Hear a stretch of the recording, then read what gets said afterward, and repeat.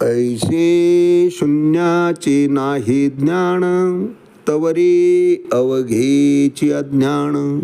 जनी अवघा जनार्दन, अज्ञान सज्ञान काय बोलू.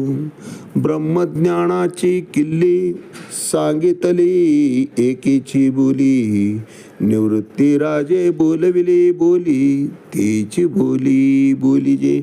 माऊली ज्ञानेश्वर महाराज की जय.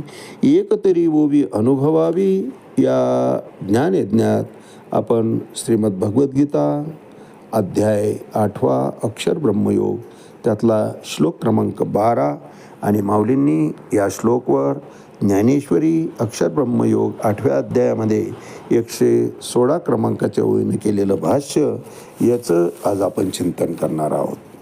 सर्वद्वाराने संयम्य मनोवृद्धी निवृद्धच, मूर्ध्याध्यात्मनः प्राणमा स्थितो योग धारणाम. अर्थात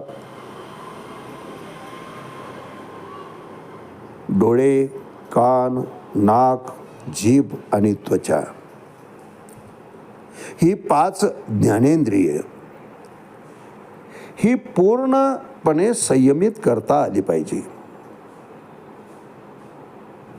विषयाचं ज्ञान त्यांच्याकरवी होऊच नये अशी अवस्था आम्हाला निर्माण करता आली पाहिजे.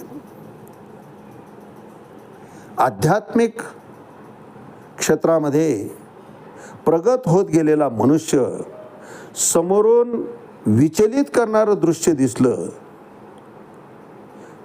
तो पाहतोही त्याच्याकडे, इतरांच्या प्रमाणे तोही ते विषय पाहतो, परंतु त्याच्याशी तो जोडला जात नाही.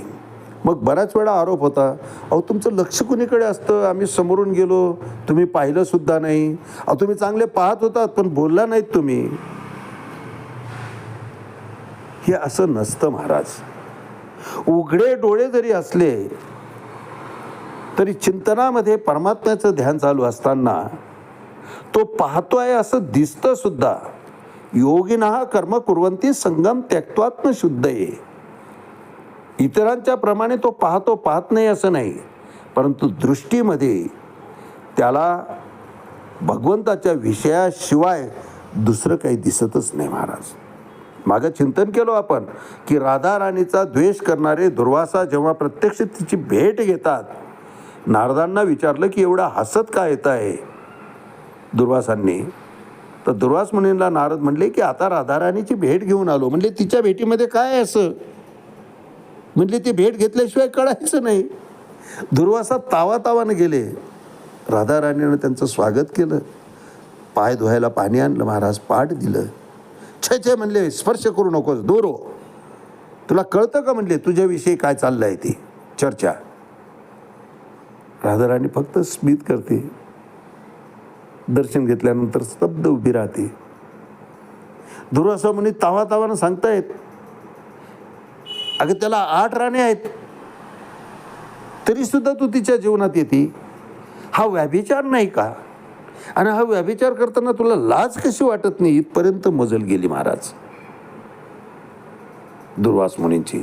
दुर्वासा भगवंताचे गुरु होते, भगवंत त्यांना गुरु मानायचे.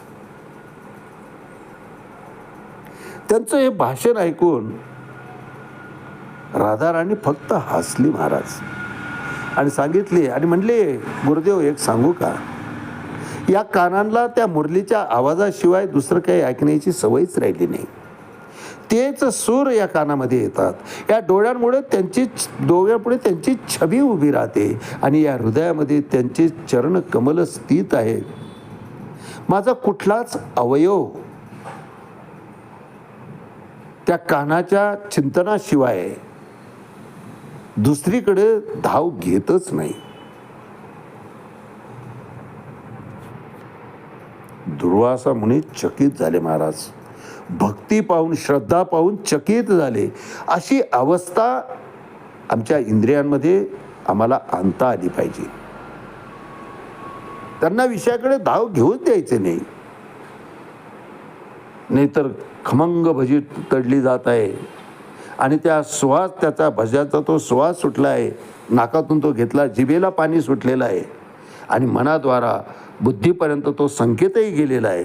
विवेक जागृत होऊन बुद्धीद्वारा मनाला त्या ठिकाणाहून पुढे जाण्याचा आदेश देता आला पाहिजे. पोथी वाचन चालले आहे ना, ग्रंथ वाचन करतोय ना, त्या वाचनामध्येच इतकं एकाग्र होऊन जावं की दरवळणारा तो श्वास नाकानं घेतला तरी त्याच्याविषयी लोभ उत्पन्न होऊ नये, इतकी त्यागी वृत्ती, इतकी अनासक्त वृत्ती निर्माण व्हायला पाहिजे. आणि अशी वृत्ती निर्माण होणं हाच योगाभ्यास आहे, हीच योग साधना आहे. प्राप्त झालेला विषय पूर्णपणे त्याग करता आला पाहिजे, सर्वेंद्रिय संयमित करता आली पाहिजे महाराज. त्याशिवाय विषयापासून परावृत्त होताच येणार नाही. म्हणून प्रत्याहार जो सांगितलेला आहे, इंद्रियांना विषयापासून मागे ओढता आलं पाहिजे, खेचता आलं पाहिजे, त्या ठिकाणी पडदा होऊन उभं राहता आलं पाहिजे मनोवृत्तीला. मग मन अंतर्यामी परमात्म्यावर एकाग्र होतं आणि प्राणाचं मस्तकापर्यंत ऊर्ध्वरोहण होत असतं.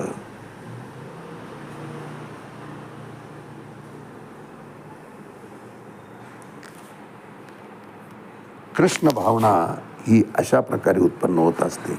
आणि मग चित्ताची एकाग्रता झाली, मनुष्य कृष्ण भावना भावित झाला की मग सदैव भक्तीद्वारे आपलं मन भगवंत चरणी तो स्थिर करतो. आणि मनाचं तेच वैशिष्ट्य आहे महाराज, एक तर ते भगवंत चरणी लागत नाही आणि लागलं तर पुन्हा विषयाकडे परती माघारी घेत नाही. येणे सोशे मन झाले हाव बरी, परती माघारी घेत नाही. पुन्हा प्रपंचाकडे ते कधीच जात नाही, विषयाकडे ते कधी धाव घेत नाही. ते मन भगवंत चरणी एकाग्र होऊन जातं महाराज, एकाग्र होऊन जातं.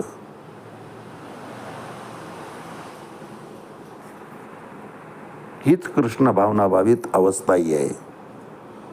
सदैव भक्तीद्वारे मन भगवंताच्या चरणी एकाग्र करणं म्हणजेच कृष्ण भावना भावित होणं आहे. जे काही करल देवा ते तुझ्याकरता करल, जे चिंतन करल ते तुझंच चिंतन करल, जे काही बोलल मच्चित्ता, भगवंतच सांगतात मच्चित्ता मदगत प्राणा बोधयंता परस्परम कथयंतश्च माम नित्यम तुष्यंतीचे रमंतीचे. अर्जुना, तुला रममान व्हायचं आहे, जीवनाचा आनंद लुटायचा आहे ना, मग एक कर, फक्त माझंच भक्ती कर. मनमना भव मद भक्तो मध्याजी माम नमस्करो मामे वैशेषी सत्यम. मनाला सुद्धा माझ्याशिवाय दुसरीकडे कुठं लागूच देऊ नको अर्जुना. मनमना भव मद भक्तो, कृष्ण भावना भावित होऊन जा, मग योगक्षम व्हायला मी तयारच आहे, भगवंत सांगतात. यावर भाष्य करताना माऊली ज्ञानेश्वरी 8वा अध्याय अक्षर ब्रह्मयोग त्यातल्या 116 क्रमांकाच्या ओळीत म्हणतात, तववरी तो समीरू निराळी की जे स्थिरू, मग लग्नी जेवी ओंकारू बिंबीची विलसे. अर्थात तोपर्यंत तो वायू म्हणजे आमचा तो श्वास धरलेला तो जीवात्मा हा मस्तकाशात स्थिर करावा. नंतर अर्धबिंबात मात्रामध्ये त्या मात्रात्रयेचं म्हणजे अकार ओकार आणि मकार याचं ऐक्य झालं असता जसा ओंकार शोभतो तसा तो प्रणव मूर्ध्याकाशात लय पाहून शोभतो. म्हणजेच जीवात्म्याचं अस्तित्व शिल्लक राहत नाही, तो भगवंत तत्वाशी एकरूप होऊन जातो. आणि मानवी जीवनाचं हेच तर साध्य आहे. मोक्षाची प्राप्ती करून घ्यावं, भगवत धामाची प्राप्ती करून घ्यावं, याशिवाय दुसरं साध्य काय आहे महाराज. साधनं अनंत असतील, त्या साधनाचे मार्ग वेगवेगळे असतील, परंतु मानवी जीवनाचं अंतिम साध्य मात्र एकच असावं आणि ते म्हणजे भगवत धामाची प्राप्ती किंवा मोक्षाची प्राप्ती. मुक्तानंद हा जिवंतपणीच आम्हाला घेता यावं, आयुष्य शिल्लक राहावं, इच्छा संपूर्ण जाव्या. नाहीतर इच्छा शिल्लक आहे ना आयुष्य संपावं अशी अवस्थाच येऊ नये, इतकं वळण इंद्रियाला आम्हाला लावता आलं पाहिजे महाराज. असं झालं की मग तववरी तो समेरू निराळी की जे स्थिरू, मग लग्नी म्हणजे ऐक्य साधण्याकरता जेवी ओंकारू बिंबीची विलसी. आज याच ठिकाणी थांबूया. रामकृष्ण हरी. पुंडलिक वरदा हरी विठ्ठल. श्री ज्ञानदेव तुकाराम. पंढरीनाथ भगवान की जय. माऊली ज्ञानेश्वर महाराज की जय. जगद्गुरु तुकाराम महाराज की जय. शांती ब्रह्म एकनाथ महाराज की जय. आदि शक्ती मुक्ताबाई की जय.